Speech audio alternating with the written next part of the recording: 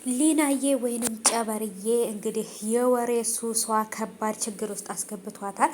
ሰኒን እንግዲህ የሚያሰቃያት ልጅ ጨበርዬንም አግቶ ይዟታል። ሰኒ ምን እንደምታረግ ግራ ገብቷት ጆከር እንደውላ ጠርተዋለች። ምን እንደሚፈጠር አላውቅም። የእውነት ነገሮች በጣም ከባድ ናቸው። ጨበርዬ አርፋ ብትቀመጥና የወሬ ሱስ ባይኖራት እንደዚህ አይነት ችግር ውስጥ ባልገባች ነበር። አሁን ላይ ግን ማወቅ የሌለባት ነገር ስላወቀች በጭራሽ ሰው ጋር እንድትገናኝ አያደርጋትም ብዬ ነው የማስበው።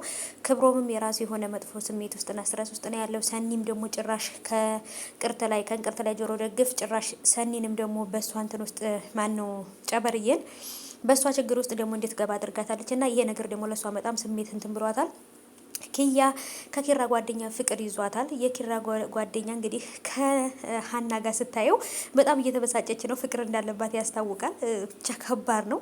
ሰላም ውድ የተከበራችሁ ይቻላል ተከታታዮች እንዴት ናችሁ? ከኔ ጋር ሁሉ ሰላም ነው። ሰላማችሁ ይብዛልኝ ባላችሁበት ውድ ቤተሰቦቼ።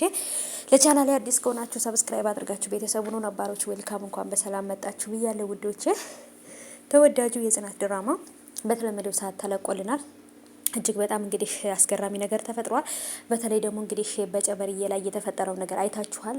ሰኒ ቤት ያለው ልጅ ሰኒም ጋር ክብሮም እንዴት ሆነ፣ ይሄኛውስ እንዴት ሆነ፣ ክብሮም ይሄን ነገር ሲሰማ ምን አለ የሚለውን ወሬ ለማጣራት የወሬ ሱስ ስላለባት ክብሮምን ተከትላ ወደ ሰኒ ቤት ሄዳ ነበርና ባለፈው ክፍል እንዳያችሁት ይሄ ነገር ደግሞ እሷን ከባድ ችግር ውስጥ አስገብቷታል። ሰኒን የያዛት ወይም ሰኒንና ጆከርን እያሰቃያቸው ያለ ልጅ እንግዲህ ማወቅ የሌለባት ነገር አውቃለች ብሎ ይዞ ክፍል ውስጥ ቆልፎባታል። ለዛውም ቁም ሳጥን ውስጥ አስገብቶ ድምጽ ወይም ትንፋሽ እንዳታወጣ ሁሉ አድርጎ ነው የዘጋባትና ይሄ ነገር እንግዲህ ምን ይፈጠራል? ራሷን ትልቅ ችግር ውስጥና ትልቅ ከባድ መጥፎ እንትን ውስጥ አስገብታለች። እና ይሄ ወሬ መውደዴ ወይም ደግሞ ይሄንን ወሬ ስከተል ሙቼ ነበር ወይም ደግሞ እንግዲህ ሞቴን አፈጠንኩት እያለች ለራሷ ራሱ እያለቀሰች ነው። እውነት ስታለቅስ እንዴት እንዳሳዘነች። ምክንያቱም የሚስቁ ሰዎችና በቃ ፈታ ዘና ብለው በቃ ቀልድ የሚያበዙ ሰዎች የሚያዝኑና የሚከፉና የሚሰማቸው አይመስልምና ጨበርዬም ደግሞ በጣም ትልቅ ስሜት ውስጥ ወይም ትልቅ ችግር ውስጥ ገብታለች። ይሄ ነገር እውነት ለመናገር ከባድ ነው።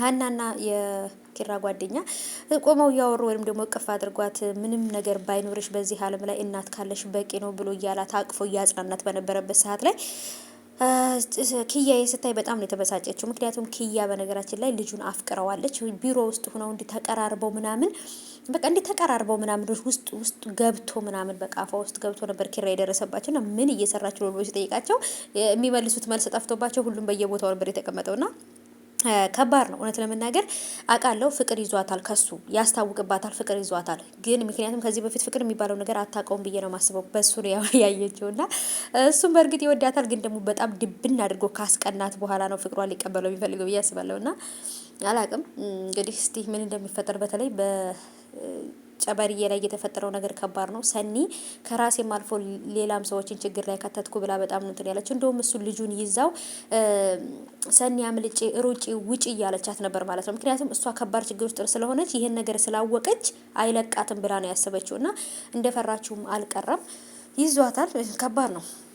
ሀናም እንግዲህ አሁን ጽናትና ኪራ ነበረ እያጋጨች ነበረው። አሁን ደግሞ እንግዲህ ጨበርዬን ማን ነው ኪያንና የኪራን ጓደኛ እንግዲህ በመሀላቸው ችግር እየፈጠረችባቸው ነው። በነገራችን ላይ እኔ ባለሁበት ቦታ ላይ ችግር አይጠፋም እንዴ? እኔ በቃ ምንም ጥሩ ነገር ማድረግ አልችልም እንዴ ከችግር ውጭ እያለች ራሷን በቃ በራሷ ራሱ በጣም ነበር ራሷን የጠላችውና ይሄ ሁሉ ነገር እንግዲህ የተፈጠረው እንዳያችሁት በዚህ ልጅ ምክንያት ነው። ይሄም ልጅ እንግዲህ ለምንድን ነው ከዛችም የሚለው አላቅም። ብቻ ግን ቢረጋጋ ጥሩ ነው።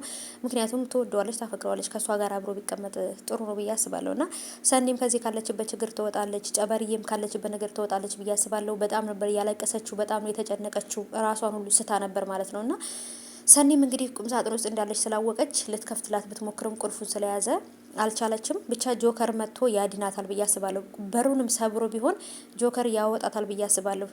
እሷ ደግሞ ከዚህ ከወጣች ሰኒን ልትረዳትና ልታግዛት ይገባል። ሁሉን ነገር ለልጆቹ ተናግራ ማለት ነው።